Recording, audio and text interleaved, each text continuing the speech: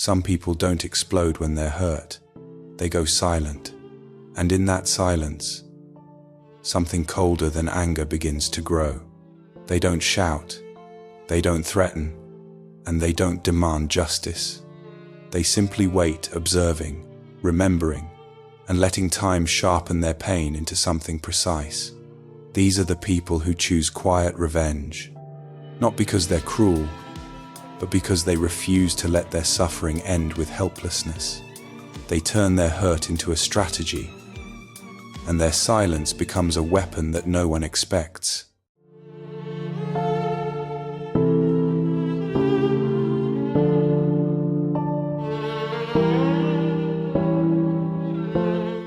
Quiet revenge isn't loud, and it isn't chaotic.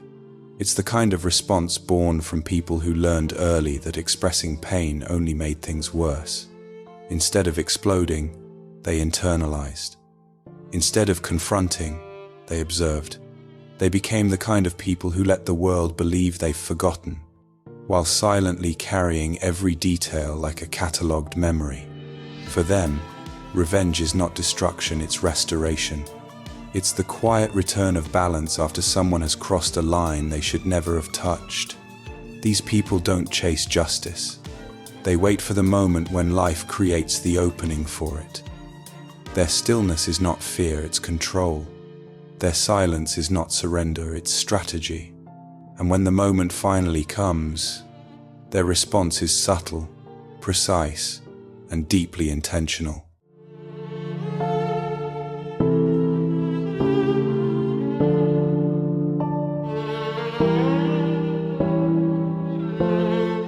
People who love quiet revenge don't explode. They calculate.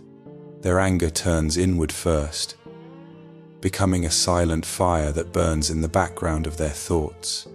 They grew up learning that expressing pain only created more pain, so they replaced confrontation with observation.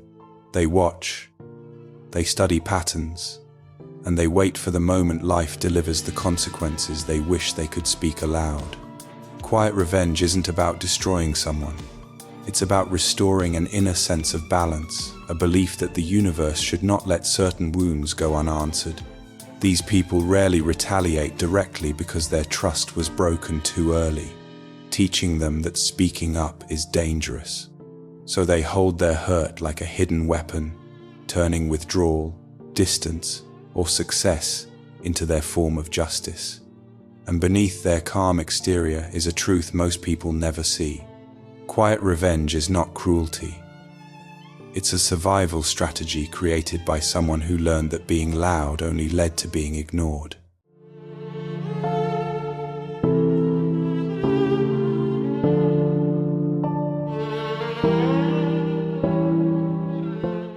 When you deal with people who prefer quiet revenge, the damage rarely comes in explosions, it comes in echoes. You don't notice it at first, because nothing seems to happen. No shouting, no confrontation, no visible anger, just silence that feels a little heavier than usual. You begin to sense something shifting beneath the surface, like a change in temperature that you can't explain. Their calmness starts to feel sharp, like a blade hidden beneath soft cloth, and slowly, without warning, you start questioning yourself, wondering if you said too much, if you crossed an invisible line, if you made someone quietly decide that you deserved payback. Quiet revenge doesn't make noise, it makes doubt. You replay conversations in your head, trying to understand what changed. You look for clues in the way they greet you, in the pauses before they respond, in the subtle distance that wasn't there before. And suddenly, you feel yourself shrinking, becoming cautious in ways you weren't before. People who love quiet revenge don't attack your life, they attack your peace. They disturb your sense of safety without ever lifting a hand. Their silence becomes a message. Their absence becomes a punishment. And their indifference becomes a cold, calculated form of control. Over time, you realize the punishment isn't meant to hurt your body, it's meant to hurt your mind. It's meant to make you restless, uncertain, guilty, or confused. And no matter how much you try to fix it, nothing changes, because the consequences were already decided long before you understood what was happening. And the hardest part is this: you start to lose trust in your own intuition. You begin doubting your worth, questioning your intentions, and apologizing for things you never meant to do. That's the quiet power of their revenge. It turns your own mind into the battlefield.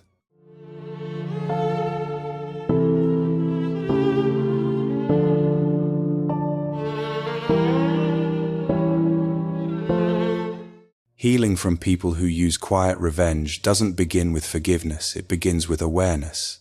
You have to recognize that the silence they weaponized was never your responsibility to decode. Their distance was not a measurement of your worth, and their coldness was not proof that you caused harm. The truth is, some people choose quiet revenge because it gives them a sense of power they can't find anywhere else. And when you understand that, you stop taking their behavior personally. You stop carrying a weight that was never yours. Healing means reclaiming your inner space, the space they tried to invade with doubt. It means learning to trust your intuition again, and realizing that the questions they planted in your mind were never rooted in truth, only in their need for control. You begin to create boundaries, not out of fear, but out of clarity. You stop trying to fix what they refuse to communicate, and you stop offering explanations to someone committed to misunderstanding you.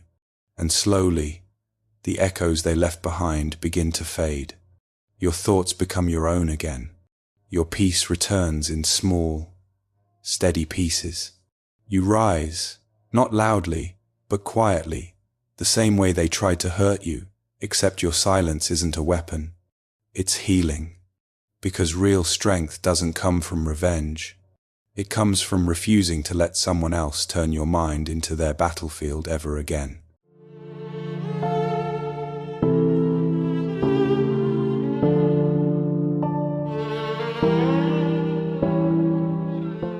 In the end, quiet revenge teaches you more about them than it ever does about you. Their silence, their distance, their calculated calm, none of it defines your worth. It only exposes their fear of direct truth, their discomfort with vulnerability, and their need to control what they cannot confront. You are not meant to live your life walking on invisible lines or shrinking to survive someone else's unspoken anger. You deserve clarity, honesty, and peace, not emotional puzzles designed to make you doubt your own intentions. If someone chooses quiet revenge, let that be your final answer. Let it be the moment you stop chasing explanations and start choosing environments where communication is not a weapon, but a bridge. Healing begins the moment you realize this. Not every silence deserves to be filled, and not every distance is your responsibility to close.